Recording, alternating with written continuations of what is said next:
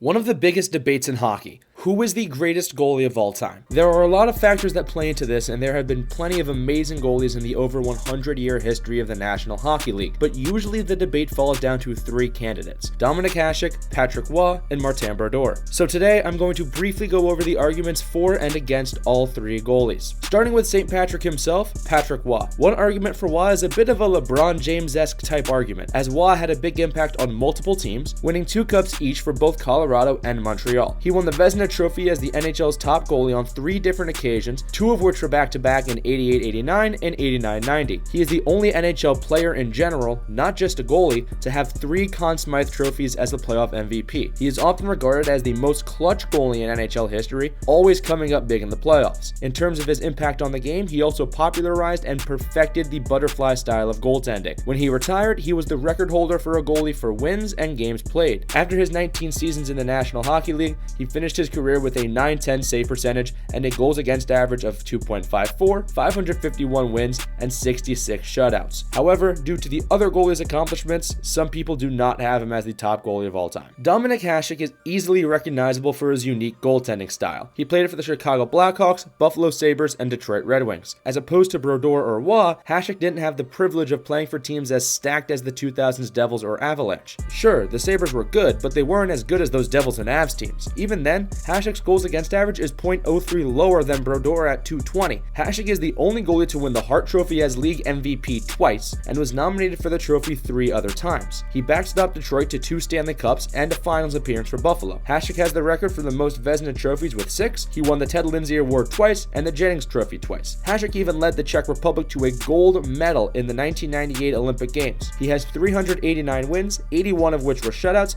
in 735 games played. The one caveat of Hasek's career, though, is that he was very much a late bloomer, as he didn't have his breakout season until age 29. For comparison, Brodeur was an All-Star at 23, and Roy won the Jennings Trophy at 21. Side note, on April 7, 1994, Dominik Hasek put up 70 saves in a 4 overtime shutout. The opposing goalie was a rookie Martin Brodeur, who had 49 saves. For our last candidate, of course, we have Martin Brodeur. He played 22 seasons in the National Hockey League, spending nearly the entirety of his career with the New Jersey Devils, and 7 games at the end of his career with the St. Louis Blues. Statistically, Brodeur is the best goalie of all time. He leads every single major goalie category in the record books: minutes played, games played, wins, shutouts, saves, playoff shutouts, most consecutive 30-win seasons, and most 40-win seasons. However, not to diminish his stats, but for a good amount of his career, he played behind a stellar Devils defense.